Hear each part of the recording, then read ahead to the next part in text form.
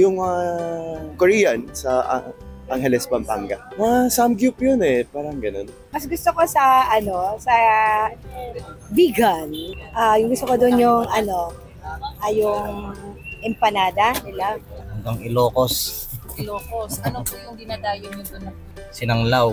Yung mga samjihan, ma'am. Basta meron samjihan or mga unlimited, ganun. Ako siguro sa sir, sa Batangas. Kasi mahilig ako sa Lomi. Pangasinan, Pampanga. Dinakdakan, Sisig. I guess Santa Rosa is the farthest one, or actually, ngayon is Pangasinan. Pag dun sa Santa Rosa, I always go for this pasalubong. They have the buko pie that they have there. Papunta po kami ng San Jose Nueva Ecija, yung mga Ilocano food. Sa ngayon, papunta kaming Zambales. So, mga fresh vegetables ang kinakain ko, tsaka mga seafoods, mga isda. Biro ng meat. Kung saan po meron maraming masarap na pagkain. Kahit saan.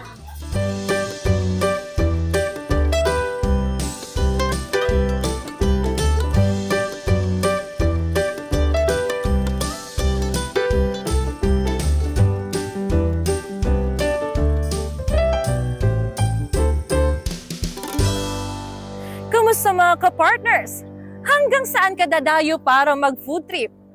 Tayo ay maglalakbay sa ilang kilalang lugar dito sa Luzon upang hanapin ang simple at bonggang mga pagkain na patok sa ating mga Pinoy at maging sa ating mga turista. Tara, samahan niyo ako.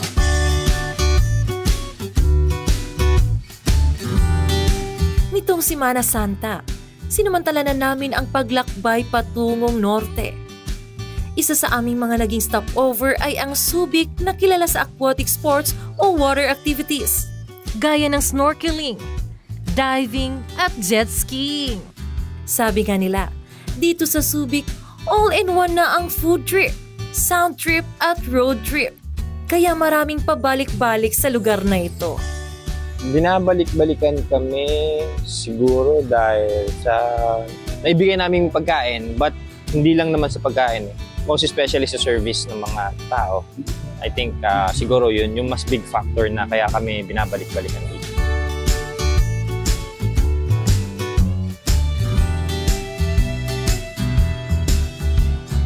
Bestseller, these are two bestseller po. This is the truffle and mushroom pizza with the blue cheese sauce, basil and truffle paste and wild mushroom. And this one is everybody will favorite, yung pepperoni cheese.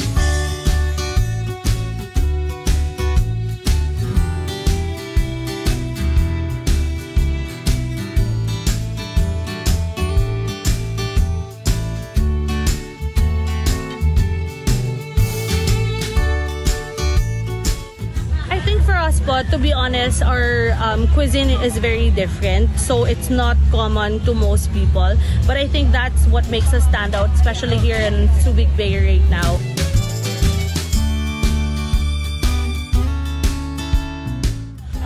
And you know, if you look at our food, if you look at our kitchen, actually it's a trailer, right? But the quality and taste of the food that comes out of our trailer is not, you know, something that you would expect that would come out of a trailer.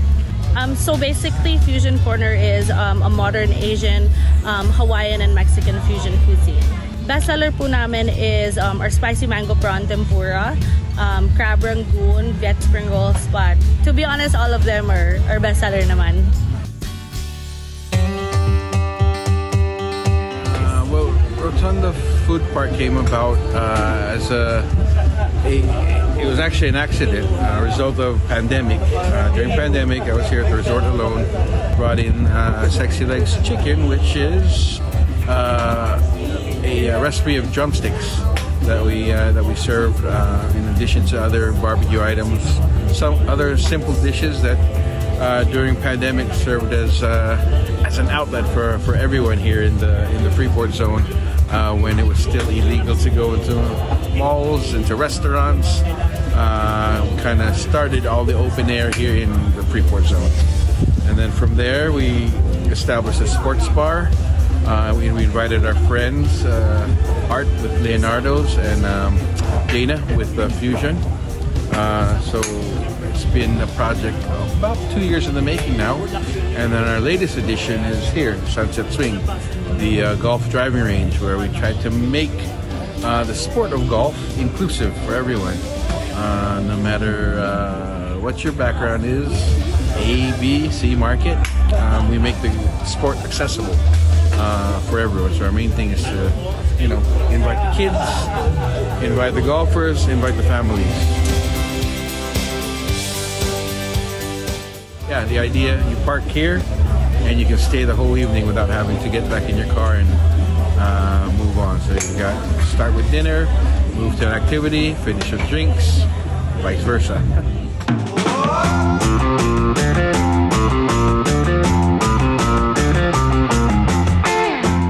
Tungo naman tayo sa Pampanga na kilala bilang culinary capital of the Philippines.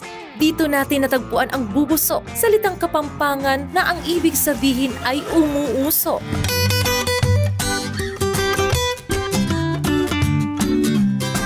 And yes, tama nga, umuusok sa sarap ang kanilang mga putahe. Siyempre, kapag sinabing Pampanga, hindi pwedeng mawala ang sizzling sisig. Natikman din natin ang kanilang bestseller na tokwat baboy, lumpiang Shanghai at pako salad. Kung may masasarap na ulam, dapat may kapartner din niya na fried rice sisig at garlic rice. Kung gusto mo ng pagkain na swak sa panlasa at sa bulsa, sold na sold ang food trip mo rito sa Bubuso.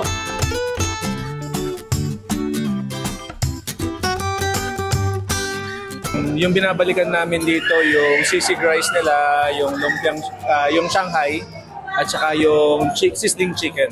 Yun yung binabalik-balikan namin. Siguro ako yung sisig nila. Sisig nila for me, bestseller. Siguro like for me parang mas lasa mo yung niya, pagka-authentic niya, ganun. Tsaka walang itlog.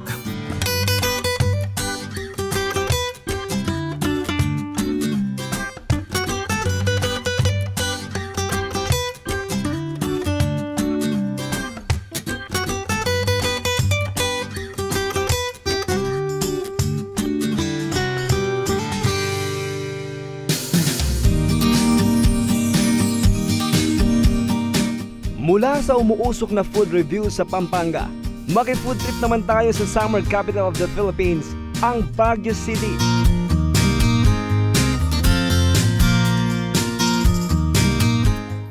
Hello mga kapartner, nandito tayo ngayon sa isa sa mga patok na dinadayo dito sa Baguio City. Walang iba, kundi ang Chocolate de Batirol. At alam niyo ba mga kapartner na umuulan ngayon, napakalakas. Pero makikita nyo na ang haba-haba ng pila at talagang willing to wait ng mga customer para lamang matikman ang masasarap na Filipino cuisine dito sa kanilang restaurant at ang kanilang ipinagmamalaki na hot chocolate. Tara, magtanong-tanong tayo rito.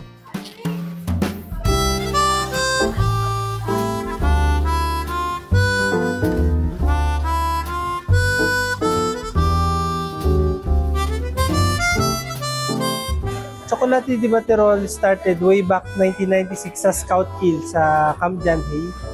And then it's a family business po. Ito yung si Sir Jojo, yung simula, Sir Jojo Castro.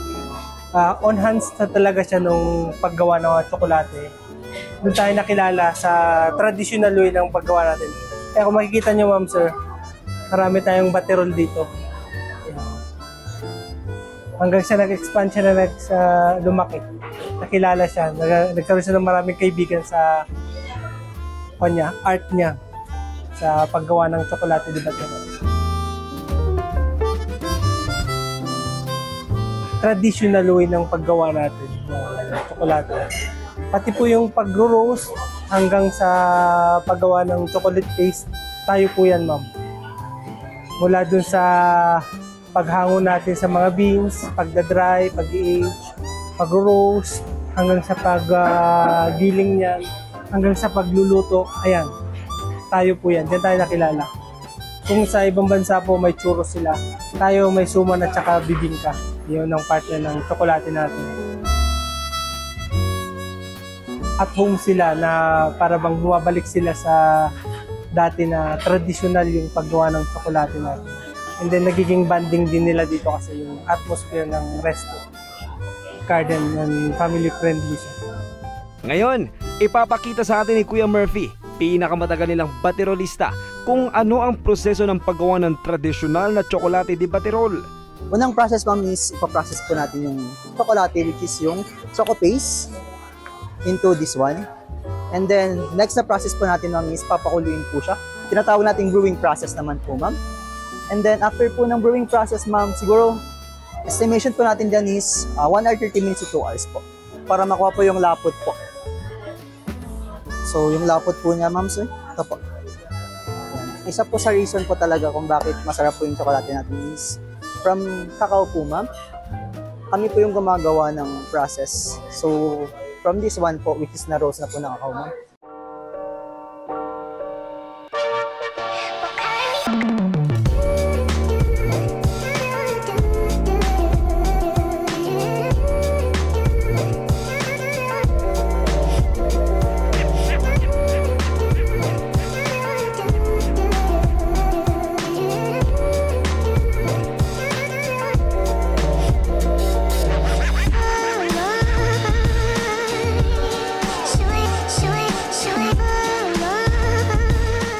Hindi ko alam kung nakapagpapahinga pa itong si Kuya Murphy dahil sa kabila ng walang tigil na buhos ng ulan ay wala ring tigil ang dagsa ng mga customers at orders. Paano ba naman kasi perfect na perfect itong mainit na tsokolate di baterol sa malamig na panahon dito sa Baguio. Galing pa kaming Makati, so kahit malayo po itong Baguio dahil gusto po namin talagang makapunta dito sa tsokolate di baterol, we have to drive like 7 to 8 hours para lang po matikman yung the best na chocolate nila. Mabilis actually yung turnover din ng ng serving nila. And mabilis din yung pag-seat nila sa amin. Regardless kung marami. Nakaka-intimidate kasi maraming pila, diba? Pero yun yung tell na masarap yung chocolate nila. Siyempre po yung hot chocolate nila. Sobrang premium, tsaka unique yung lasa. Galing kaming Laguna, dumayo kami dito sa Baguio, Choco Baterol. Kung i-rate ko to, para sa akin 10. Normally yung ininom namin ganito, yung maliit lang na cup, yung one shot lang. Pero ito, in a big mug, sulit, masarap. Na-enjoy namin yung pagka-chocolate. Dumayo kayo dito sa Baguio ma'am. Siguraduhin nyo pong mapuntahan nyo po ang Tsokolate di Baterol para matikman ninyo yung ating nagmamalaking traditional chocolate po. Tsokolate di Baterol po.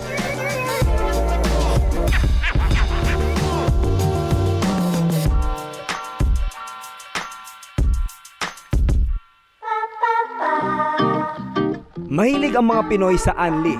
Anli tawanan, Anli kwentuhan, at syempre, Anli pagkain. Itong Wingyard ang isa sa mga binabalik-balikan ng mga taga Baguio para sa walang humpay na sarap ng Anli Wings. 10 flavors ang tinikman natin at talaga namang Anli sarap ang kanilang chicken wings, kaya Anli saya at Anli good memories na rin.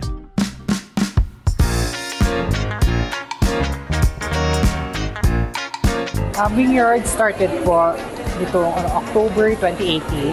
We had our first branch sa Leonard Wood here dito po sa Baguio City. In here, nagpunta po kami dito, adventure kami for Session Road area. So nagtayo po kami dito sa Session Road. This was on October 2019 naman po. Naging patok po yung Anli Wings namin because of our 10 authentic flavors. This was actually originally recipe po ng mga may-ari. Actually, itong Wingyard was po siya. Dati po silang may-ari ng bar and they have chicken wings po na siniserve as pair for beers, and on that, napakasarap po kasi ng mga flavor ng wings nila noon, kaya nag-venture po sila for Anli Wings, so ito na po siya. Lagi pong compliment here is napakasarap, tapos binabalik-balikan po talaga siya. We have actually regular customers na. Actually, yung pinakamasarap dito na na-try ko is garlic parmesan. Yung the place itself, maganda yung location, easily accessible. Tapos malinis po siya dito and accommodating naman lahat ng staffs. So, my experience here with Wingyard since I've been here a couple times, I mean, their flavors are on point. It's always something I look for every time I'm gonna have some wings. So, para sa akin po yung favorite ko yung parmesan kasi sweet siya, tapos hindi masyadong nalalasahan pa rin yung chicken.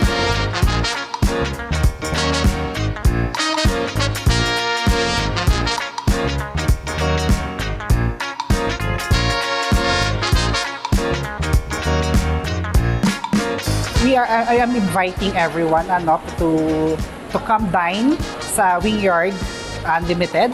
We offer a unlimited wings and rice for only $259 and unlimited wings, fries, rice and drinks for only $299 here at Session Road, Baguio.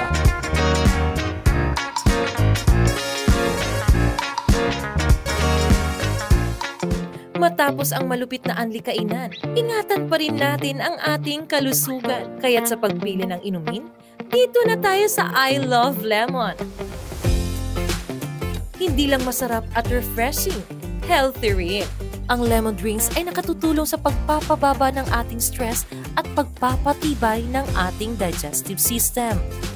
Ako nga pala si Haji Onyate, co-owner ng I Love Lemons. Nag-start to year 2018. So, namasyal lang kami sa Baguio and then nag-stop over kami dito sa T-Plex, Petron. Nakita namin ang daming tao. So, hinanap namin yung coordinator dito sa Petron. Nakausap ko yung cousin ko. So, nag-partner kami. Binigay sa amin yung northbound and southbound ng pwesto dito sa Petron.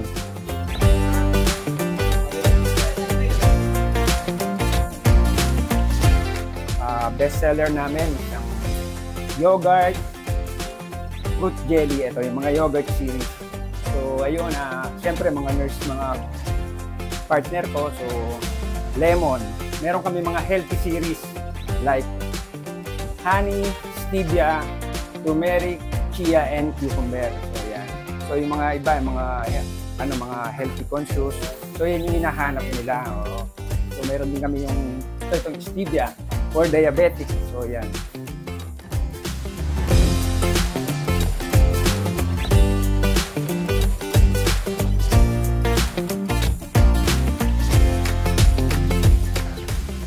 Sa NLEX, meron kaming branch sa Shell Balagtas, Shell of Asia, Shell Petron, KM42, Mega Caltex. And then sa T-Plex, meron din kami is City Mall.